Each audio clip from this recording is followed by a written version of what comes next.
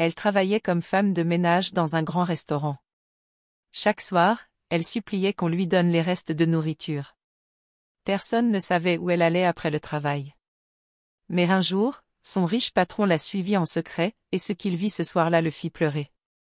Qui était vraiment cette femme pauvre? Quelle était la véritable histoire derrière sa douleur silencieuse?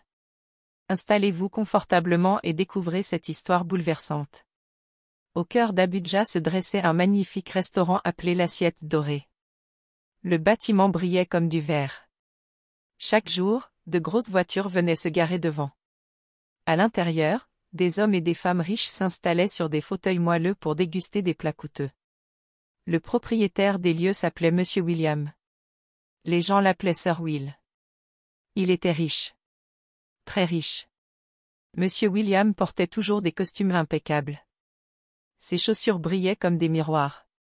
Chaque matin, lorsqu'il entrait dans le restaurant, le personnel se levait pour le saluer. « Bonjour, monsieur », disait-il. Il souriait, hochait la tête et répondait « Continuez ». Il ne parlait pas beaucoup. Il aimait observer en silence. Monsieur William conduisait un SUV noir qui semblait flambant neuf. Il avait de nombreux employés, plus de 50. Certains travaillaient en cuisine, d'autres servaient les plats, et d'autres encore nettoyaient les sols. Mais derrière tout ce luxe, quelque chose d'étrange allait se produire. C'était une nuit calme à Abuja. Les lumières du restaurant L'Assiette Dorée étaient tamisées. Tous les clients étaient partis. La plupart des employés avaient terminé leur journée. Monsieur William sortit de son bureau. Il avait l'air fatigué. Il desserra sa cravate et poussa un soupir en descendant les marches. La journée avait été longue. Il appuya sur la clé de sa voiture. Le SUV noir émit un son. Mais il aperçut alors quelque chose d'étrange. Une femme se tenait près de sa voiture. Pas trop près, mais pas loin non plus. Elle portait l'uniforme brun et doré du restaurant. Ses mains étaient jointes.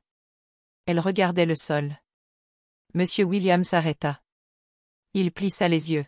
« Qui est-ce » demanda-t-il en regardant autour de lui. Il ne restait que quelques femmes de ménage à l'extérieur. La femme restait immobile, comme si elle attendait quelque chose. Monsieur William fit quelques pas. L'air semblait lourd. Quelque chose n'était pas normal. Il s'approcha lentement d'elle. Elle leva les yeux, puis les baissa aussitôt.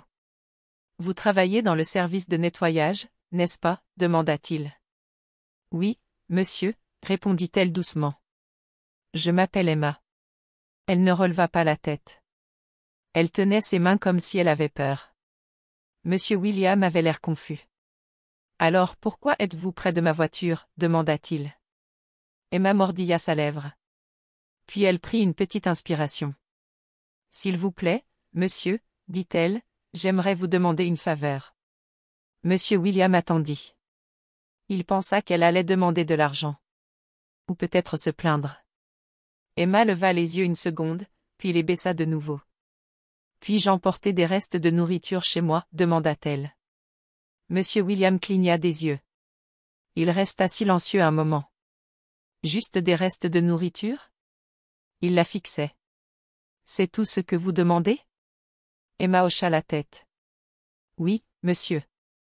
Juste les restes. S'il y en a. » Il y eut un silence. Un de ces silences qui serrent la poitrine. Monsieur William la regarda à nouveau. Elle avait l'air fatiguée. Ses chaussures étaient usées.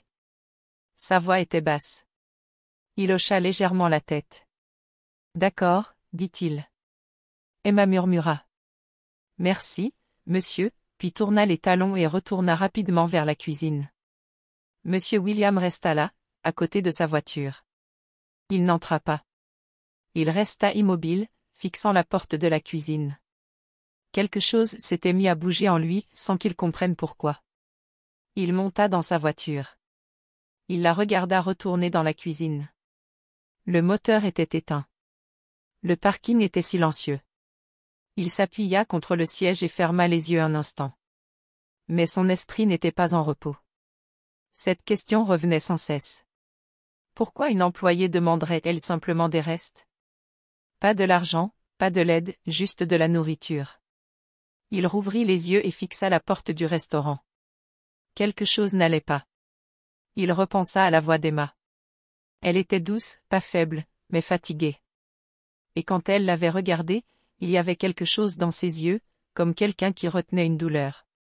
Monsieur William regarda l'heure. Il était presque 22 heures. Pourtant, il ne démarra pas. Il voulait voir où elle allait. Son cœur se mit à battre un peu plus vite.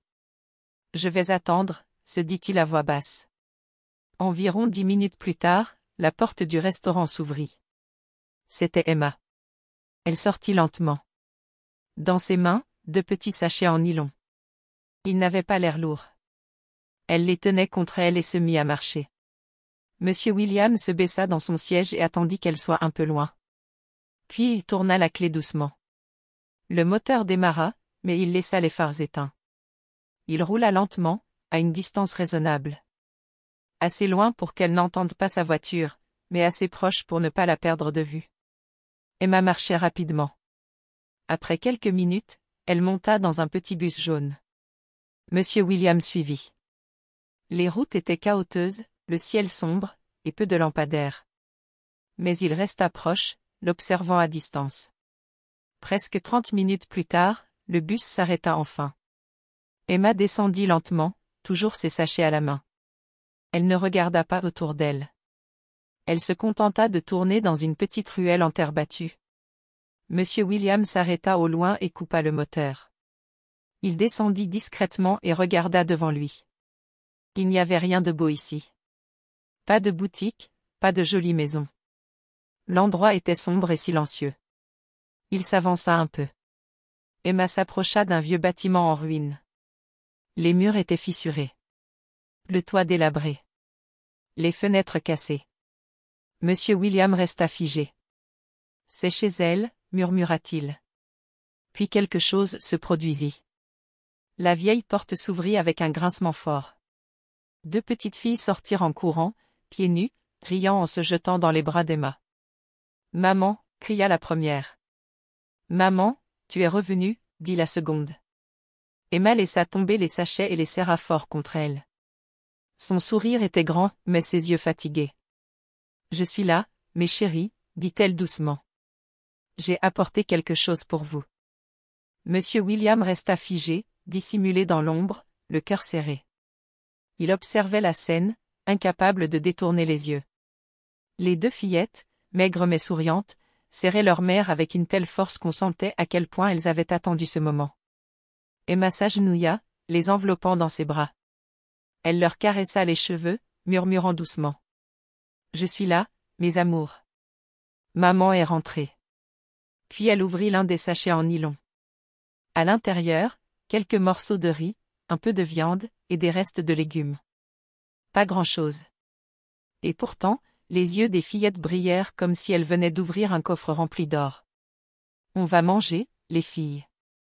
Dieu nous a encore bénis ce soir. » Elles s'assirent sur un vieux tapis effiloché posé à même le sol. Aucun meuble autour. Juste des murs humides, un seau d'eau dans un coin, et 2 nattes pliées dans un sac. Pas d'électricité. Pas de lit. Pas de lumière. Monsieur William sentit une boule lui monter à la gorge. Emma rompait les morceaux de nourriture en 3 parts égales. Elle ne mangeait presque rien. Elle donnait tout à ses filles, les regardant avec tendresse. « Mangez doucement. Il faut que ça vous tienne jusqu'à demain. »« Tu ne manges pas, maman ?» demanda l'une. « Je mangerai après. Je veux d'abord voir mes princesses rassasiées. » Le silence pesait, brisé seulement par le bruit léger des bouchées avalées. Puis, l'une des filles s'endormit dans les bras de sa mère, rassasiée et en paix. C'est à ce moment que Monsieur William sentit ses yeux se remplir de larmes. Il n'avait jamais imaginé que derrière les restes que l'on jetait sans y penser se cachait une vie entière, un combat silencieux mené chaque nuit par une mère aimante. Il se rendit compte qu'il ne connaissait rien de ceux qui travaillaient pour lui. Pour lui, Emma n'avait été qu'une femme de ménage, discrète, effacée. Mais ce soir, elle venait de devenir un symbole de courage. Il retourna lentement vers sa voiture, le cœur lourd. Chaque pas semblait peser 1 tonne. Une phrase tournait en boucle dans sa tête. Elle n'a jamais demandé d'argent. Juste de la nourriture pour ses enfants. Dans sa voiture, il resta silencieux de longues minutes. Quelque chose en lui venait de changer. Il savait que dès le lendemain, il ne regarderait plus jamais ses employés de la même façon. Mais surtout, il allait faire quelque chose pour cette femme. Ce n'était plus un choix. C'était une promesse silencieuse faite dans l'obscurité d'un quartier oublié.